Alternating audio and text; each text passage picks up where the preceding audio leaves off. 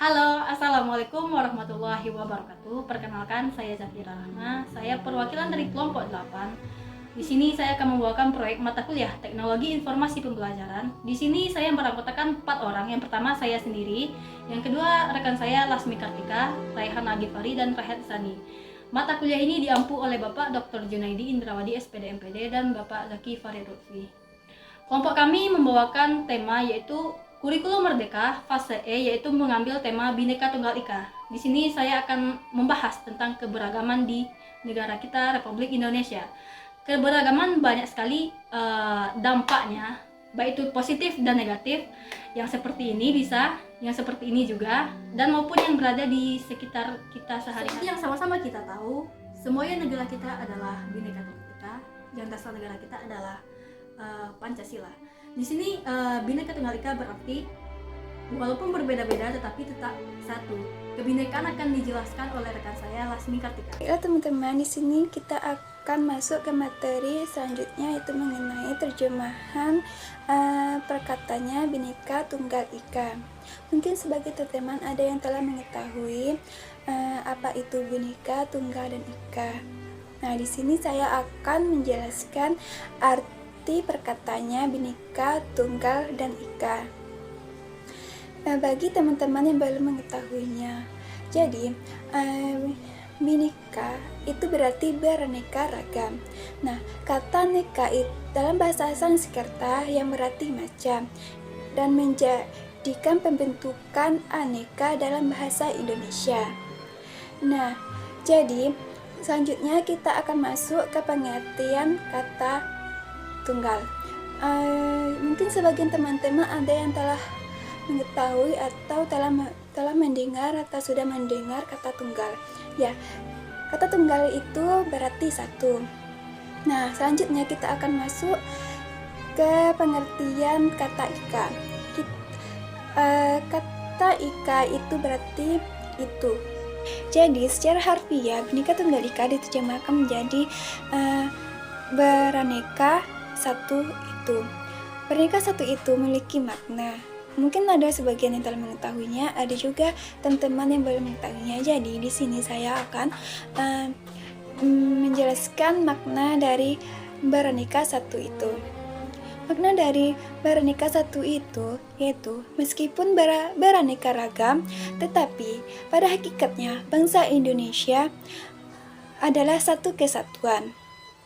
Nah, semboyan ini digunakan untuk menggambarkan persatuan dan kesatuan bangsa dan negara kesatuan Republik Indonesia yang terdiri dari beraneka ragam budaya, suku, ras, bahasa, agama, dan kepercayaan. Walaupun di Indonesia banyak macam agama, budaya, ras, tapi mereka tetap satu, tidak terpisah atau terpecah belah. Bhinneka Tunggal Ika yang berisikan konsep multikarakteristik dalam kehidupan yang terikat dalam suatu kesatuan. Prinsip multikulturalistik adalah asas yang mengakui adanya kemajemukan bangsa dilihat dari segi agama, keyakinan, suku bangsa, dan adat budaya.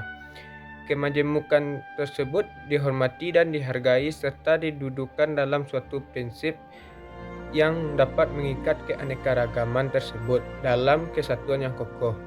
Kemajemukan bukan dikembangkan dan didorong menjadi faktor pemecah bangsa, tetapi merupakan kekuatan yang dimiliki oleh masing-masing komponen bangsa. Untuk selanjutnya diikat secara sinergik menjadi kekuatan yang luar biasa untuk dimanfaatkan dalam menghadapi segala tantangan dan persoalan bangsa. Sekian penjelasan materi dari saya. Saya ucapkan terima kasih. Assalamualaikum warahmatullahi wabarakatuh. Multikulturalisme memiliki sebuah ideologi dan alat untuk meningkatkan derajat manusia. Maka dari itu, konsep kebudayaan harus memiliki fungsi dalam kehidupan manusia.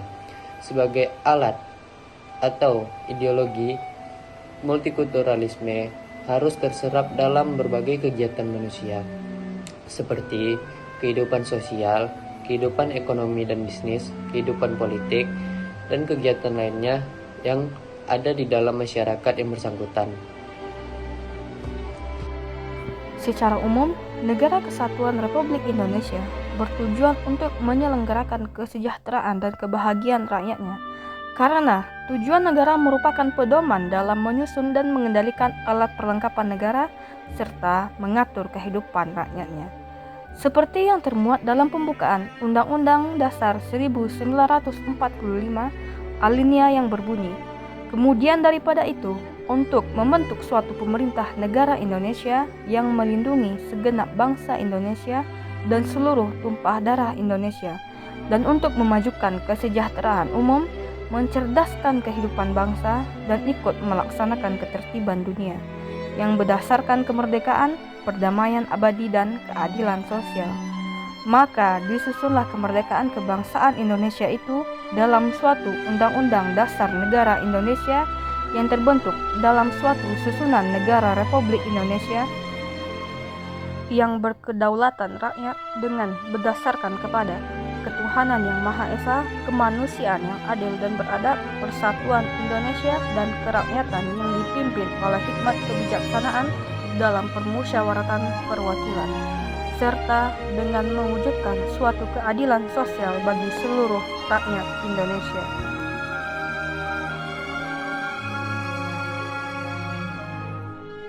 Dalam Undang-Undang Nomor 43 Tahun 2008 tentang Wilayah Negara dikatakan Negara Kesatuan Republik Indonesia sebagai negara kepulauan yang berciri Nusantara mempunyai kedaulatan atas wilayahnya serta memiliki hak di luar wilayah kedaulatannya. Kewenangan tertentu lainnya untuk dikelola dan dimanfaatkan sebesar-besarnya bagi kesejahteraan dan kemakmuran rakyat Indonesia.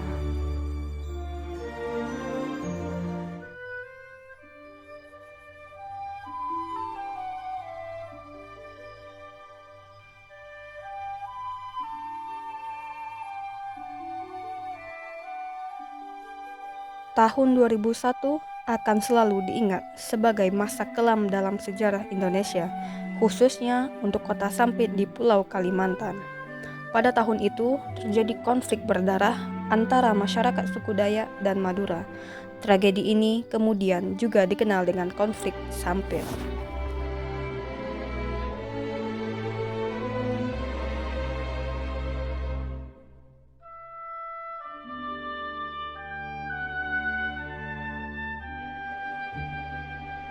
Latar belakang tragedi di Sampit mencangkup sejarah panjang, ketegangan, dan perselisihan antara suku Dayak dan Madura.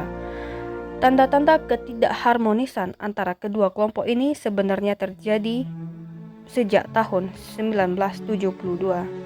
Ketidakharmonisan tersebut kemudian menciptakan perasaan ketidakpuasan serta dendam yang tumbuh seiring waktu di antara suku Dayak dan Madura. Disebutkan bahwa terdapat tindakan brutal yang telah dilakukan oleh warga Madura terhadap suku Dayak.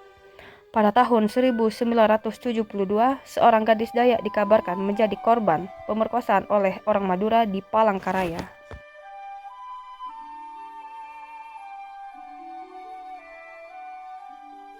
Kejadian ini pun menimbulkan dendam yang mendalam bagi suku Dayak terhadap masyarakat suku Madura yang tinggal di Kalimantan.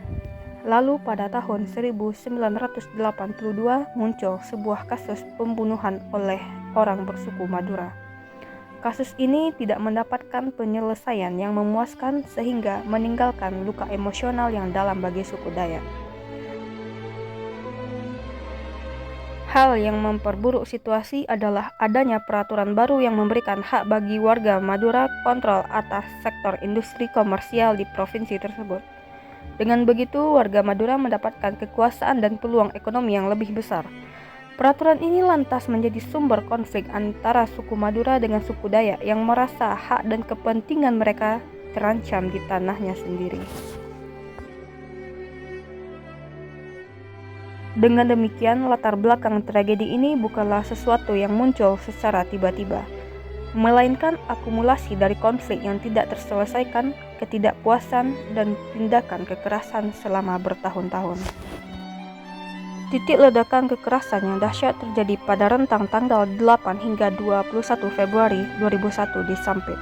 Puncak kekerasan dalam konflik Sampit merupakan akibat kenyataan dari bahwa sistem hukum lembaga adat gagal mengatasi permasalahan yang telah terakumulasi selama ini. Tragedi paling mematikan dalam sejarah ini menjadi bukti bahwa ketidakmampuan dalam menangani perselisihan dan konflik dapat berujung pada konsekuensi yang sangat mengerikan. Suku Dayak yang sebelumnya dikenal hidup dalam damai tiba-tiba menunjukkan sisi tegas dan keras tak terduga. Suku Dayak merasa tertindas dan tidak dihormati sehingga amarah mereka pun meledak. Oleh karena itu, mereka bersatu dengan suku Banjar dan membangun barisan kuat untuk melawan serta menyerang balik masyarakat suku Madura yang tinggal di Sampit. Selama periode tersebut, aksi-aksi kejam seperti pemenggalan kepala, pembakaran, dan penusukan terhadap orang-orang Madura terjadi di setiap penjuru kota. Aparat kepolisian berupaya untuk menghentikan gelombang kekerasan ini, tetapi tetap tidak mampu mengendalikan situasi yang semakin memanas. Periode kerusuhan berlangsung hingga 20 Februari tahun 2001 dan berdampak sangat luas serta mengakibatkan lumpuhnya aktivitas di kota Sampit. Tragedi ini menjadi luka yang sangat dalam. Tercatat bahwa sekitar 500 orang dari suku Madura tewas dalam peristiwa ini. Keberagaman yang ada di Indonesia adalah kekayaan dan keindahan bangsa. Pemerintah harus bisa mendorong keberagaman tersebut menjadi suatu kekuatan untuk bisa mewujudkan persatuan dan kesatuan nasional. Wilayah Indonesia yang terdiri dari beribu-ribu pulau tentu akan menimbulkan keberagaman dan perbedaan pada masyarakatnya. Keberagaman masyarakat Indonesia memiliki dampak positif sekaligus dampak negatif bagi diri sendiri, masyarakat, bangsa, dan negara. Dampak positif memberikan manfaat bagi perkembangan dan kemajuan, sedangkan dampak negatif mengakibatkan ketidakharmonisan, bahkan kehancuran bangsa, dengan muncul perasaan kedaerahan dan kesukuan yang berlebihan dan dibarengi tindakan yang dapat merusak persatuan dan kesatuan NKRI. Akan tetapi, keberagaman suku bangsa, budaya, ras, agama, dan gender menjadi daya tarik wisatawan asing untuk berkunjung ke Indonesia. Kita tidak hanya memiliki keindahan alam, tetapi juga keindahan dalam keberagaman masyarakat Indonesia.